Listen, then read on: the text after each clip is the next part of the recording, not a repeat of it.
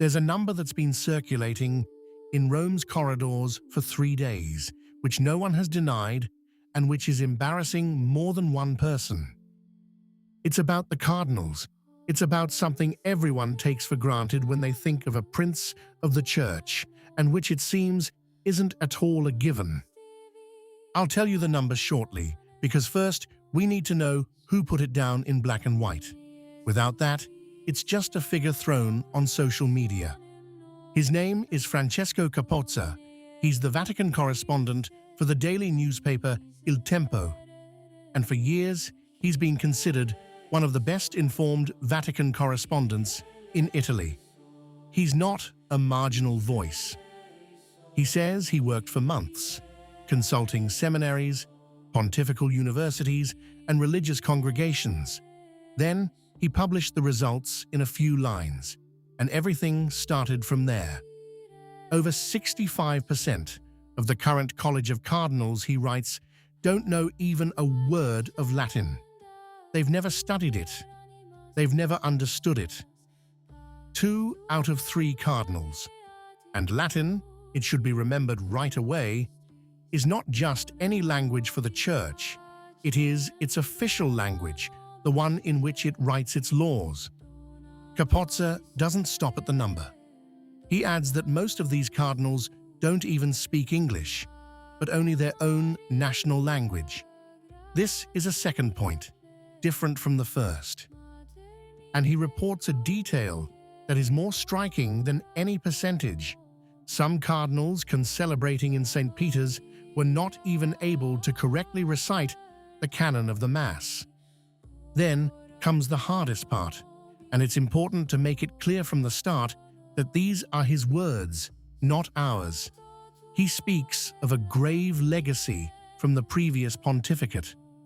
He writes that the Church has been given ignorant cardinals, devoid of any real qualification or merit, and unaware that Latin is the official language of the Church.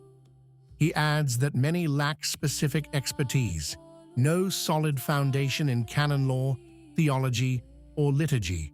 These are very serious accusations and should be left to those who made them. And he concludes with a warning addressed to the current pontificate. This is the Church today, and if Leo XIV does not clean up the mess, the outcome will be an even greater disaster than the previous 12 years. But we need to be honest here, because it's the point almost no one is making. Capozza hasn't published any documentation to support that 65%. There are no lists, no names, no verifiable published method.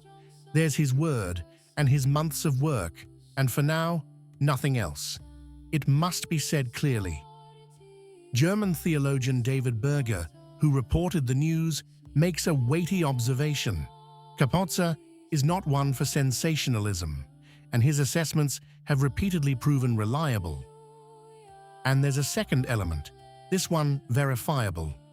Since that number was released, there has been no official denial, no corrections, no clarifications, no alternative data.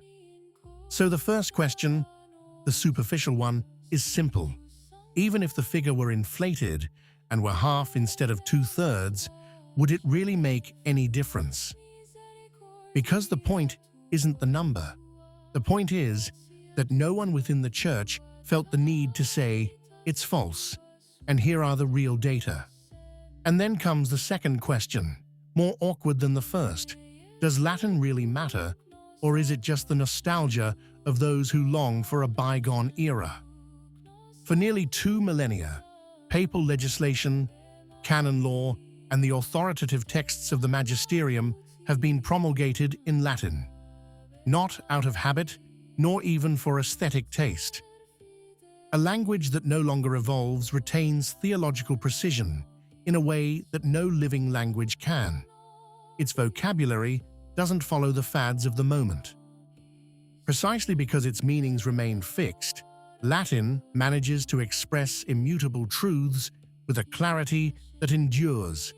This is the reason, not aesthetics. John XXIII wrote it forcefully in the Apostolic Constitution, Veterum sapientia. Latin has a dignity, a stability, and a universality that make it suitable for manifesting the unity of the Church. And he added something that today sounds almost provocative. It belongs to the very nature of the Catholic Church, because it does not belong to any nation and remains equally accessible to all. Third question, and it's the one almost everyone stops at. Wasn't it the Second Vatican Council that abolished Latin in the Church? No, Sacrosanctum Concilium says exactly the opposite. The use of the Latin language in the Latin rites is to be preserved. It's written right there in the Concilia document on the liturgy. The council itself required that seminarians and clergy be trained to understand and use it. The fathers assumed that a bishop could read the original documents. In many seminaries, however, Latin has been reduced over the years to a superficial subject, a brief introductory course in the first year, and then nothing else for the rest of the course. The result is that the candidate for the priesthood never gets to read in the original a pontifical document, a conciliar text, or a page from the fathers or doctors of the Church. And here we go down a level. What's lost isn't a piece of classical culture. It's direct access to the very sources of Catholic theology. St. Thomas Aquinas knew that the slightest shift in a term can alter the understanding of a doctrine. Words like gratia, persona, substantia, natura, and caritas in modern languages can only be approximated. Every translation already contains an interpretation. This is why the Church has always written its definitive doctrinal texts in a language whose meanings do not shift over time. And now comes the crux of the matter, the point where this story ceases to be a curiosity for Latin scholars and becomes a very concrete problem. Leo XIV's first encyclical was not published first, as has always been the case, in an authoritative Latin text. It was published simultaneously in several modern languages. It seems like a practical detail, and for many it is, but the debate began almost immediately over a single word, which appears in the document's very title, humanity. Does it mean the biological species, the human family, the human race as a whole, or common human nature, the very thing on which the entire edifice of natural law rests? Different language versions suggest different nuances, and none prevails over the others. A Latin original would have provided a single point of reference for interpreting them all.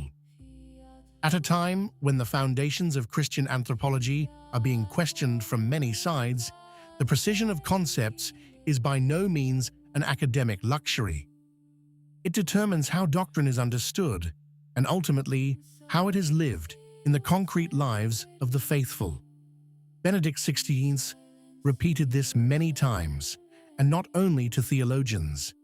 In his exhortation, Sacramentum Caritatis, he explicitly invited priests and lay faithful to familiarize themselves with the main liturgical texts in Latin. For him, this was never an end in itself. It was the visible sign of Catholicity. An African cardinal, an Asian bishop, a European theologian, and a Latin American priest, meeting on the same linguistic ground, which belongs to none of them. At this point, the expected conclusion would be only one. What a shame! The princes of the Church no longer speak the language of the Church. But perhaps the true conclusion is different. Latin has never been the property of those who govern. It belongs to every baptized person. And a father who teaches his children the Pater Noster tonight safeguards that legacy better than those who have forgotten it. If you appreciate our work and want to help us continue, you can support the channel with a subscription or a super thank you. Even a small gesture really means a lot to us. Thank you so much for your support. What do you think? If you liked the video, comment Amen. God bless you.